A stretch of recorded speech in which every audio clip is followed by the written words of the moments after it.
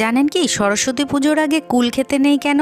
এর পেছনে থাকা পৌরাণিক এবং বৈজ্ঞানিক কারণ আজকে দুটোই জেনে নেব। গুরুজনেরা বলতেন সরস্বতী পুজোর আগে যদি কুল খেয়ে নিস তাহলে কিন্তু পরীক্ষায় ফেল করবি, মা সরস্বতী রাগ করবেন। সর্বপ্রথমে পৌরাণিক কারণটা জেনে নিই।